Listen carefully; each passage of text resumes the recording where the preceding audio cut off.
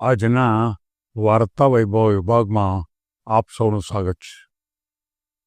આજની વાર્તા વિચાર્યા વગર અનુમાનો કરતા માણસોની વાત સાચી માનવી નહીં.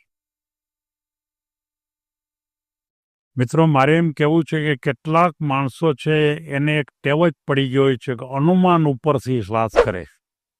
મને એમ લાગે છે કે આના ઉપરથી એમ લાગે છે કે આ વસ્તુ આમ થાય. આ વાર્તાનું એડિંગ આપણને એમ કહે છે કે વિચાર્યા વગરનો એટલે કે સાબિત થયા વગરના અનુમાનો છે એને કોઈ દિવસ સાચા ન માનવા. આ વસ્તુને સમજાવવા માટે મારે એક નાની એવી વાર્તા લેવી. એક ગામની અંદર, ગામ મોટું હતું, એમાં બે યુવાનો મિત્રો એ કાયમ માટે સતત રીતે કંઈક ને કંઈક અનુમાનો કરે અને એ અનુમાનો ઉપરથી એમ કહે કે આ અનુમાનો મને એમ લાગે છે કે આ એવું હોવું જોઈએ, આ આમ હોવું જોઈએ. કાયમ માટે કોઈ વાત તપાસ્યા વગર અનુમાન જ કરતા રહીએ. કોઈક માણસ માનો બહાર નીકળો, બહુ સારો પૈસાવાળો માણસ હોય અને કદાચ જૂના કપડાં પહેરીને બહાર નીકળે એટલે તરત એમ કહે કે નહીં, ઘસાઈ ગયો લાગે હવે. કોઈક વાર કંઈક સરખા થઈને કોઈ માનો કે બેન બહાર નીકળ્યા હોય અને સરખી રીતે કદાચ તૈયાર થયા હોય તો કે હમણાં ઘરમાં દુઃખી લાગે છે. આમાં અમથા અનુમાનો કરી અને એ વાત જ કરી રાખે બે જણા. આખું ગામ થાકી ગયું કે આ અનુમાનો કરીને કે આખા ગામને કે ખોટા કરે છે, કે બધવે છે, ઝઘડા કરાવે છે, બધું કરાવે છે, પણ અનુમાનો છોડતા નથી. એના માતા પિતાએ પણ એમ કીધું, ભાઈ તમે આ છોડો અને આમાં અનુમાન તમે સાબિત હોય તો કંઈ કહેવામાં વાંધો નથી, પણ અનુમાન ઉપરથી કામ કરો. તોય એ કોઈ પણ સંજોગમાં માનતા નહોતા. એક વખત આને સમજાવવા માટેની એક પ્રસંગ આમાં આપવાનો છે. એક વખત એક ભાઈ ત્યાંથી નીકળે છે અને તરત જ એક જેનો મિત્ર હતો ભાઈ, એ એમ કહે છે કે આ જે ચાલે છે ને એ પગ એનો ધ્રસકાય છે, એટલે એ ખરેખર જન્મથી લંગડો લાગે છે. એટલે પેલો જેનો મિત્ર હતો ને એ કે ના, એ તારી વાત ખોટી છે, એ જન્મથી લંગડો નથી, પણ કંઈક એક્સિડન્ટ થયો છે ને એટલે એ એક્સિડન્ટમાં એને કંઈક લાગ્યું છે પગમાં, માટે લંગડો છે. હવે બે ઝઘડતા હતા કે આ બરોબર એક ત્યાં ગામનો કોઈ સારો પ્રતિષ્ઠિત માણસ નીકળે છે એટલે એને કહે છે કે તમે જોવો કે આ એમ કહે છે કે એને પોતે ખરેખર જન્મથી લંગડો હશે ને હું એમ કહું છું કે ખરેખર એ અકસ્માત પેલું છે. ત્યારે પેલા ભાઈ કે તમે જઈને પૂછી આવો ને, કે અને તરત ખબર. તો કે પણ મારી વાત 100% સાચી છે, કે તો કે તું એને ઓળખાવ? તો કે ના, હું એને ઓળખતો નથી. તો કે તું એને ઓળખાવ? તો કે હું ઓળખતો નથી. તો કે શેના ઉપરથી? તો કે અનુમાન. અમારે એના ઉપરથી અનુમાન છે કે ખરેખર આમ હશે.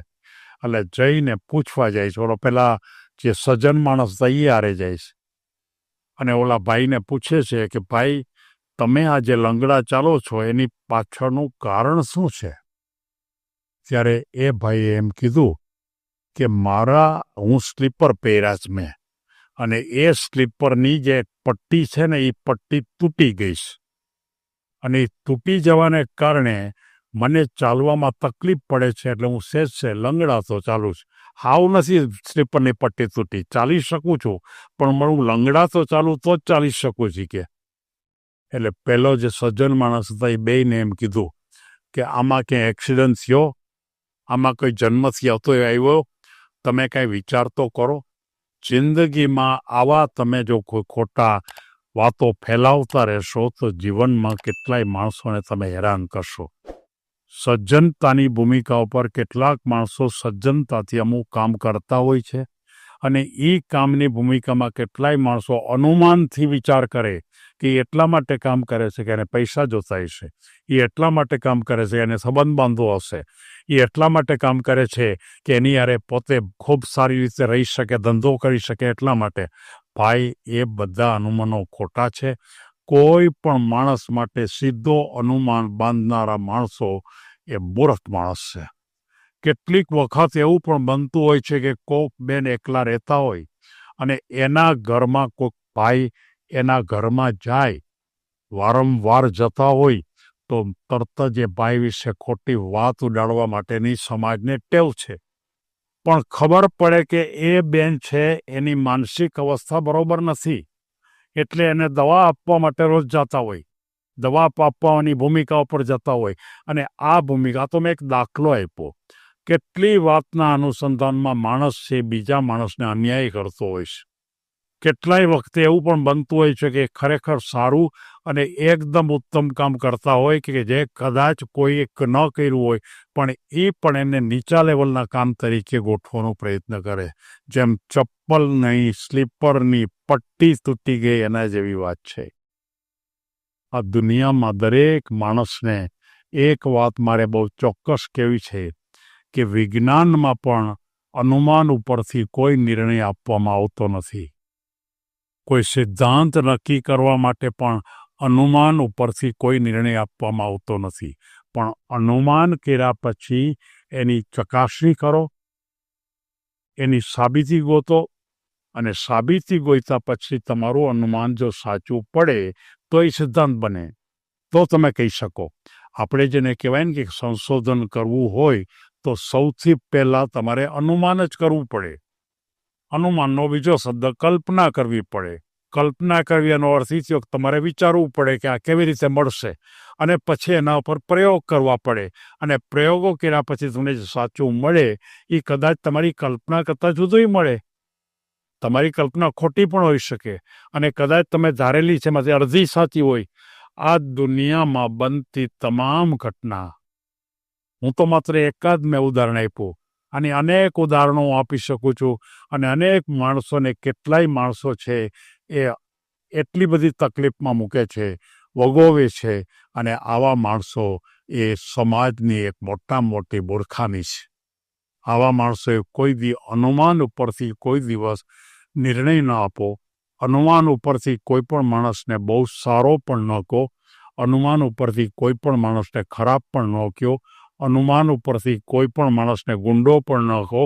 અનુમાન ઉપરથી કોઈ પણ માણસને સજ્જન પણ ન કહો. તપાસ કરો, અને એ તપાસ જો થાય તો એ સમાજમાં સાચી ભૂમિકા થાય. મારે તો આ ગ્રુપના મેમ્બરને માત્ર એટલું જ કહેવું છે કે અનુમાનનો સિદ્ધાંત એ ખોટો સિદ્ધાંત છે. અનુમાનનો સિદ્ધાંત કોક જ વાર સાચો પડે છે. એટલે અનુમાનથી કોઈ દિવસ તમારો અભિપ્રાય આપવો નહીં, એમ આ વાર્તાની ભૂમિકા કહે છે. અને જે જીવનમાં ખૂબ ઉપયોગી છે. આપણે કોઈ દિવસ કોઈના માટે અનુમાન ન કરવું.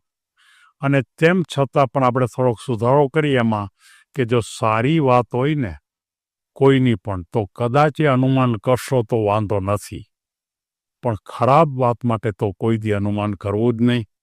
અને એનાથી તમે પણ કલુષિત થશો અને સામા માણસને પણ તકલીફ પડશે. સૌને ધન્યવાદ.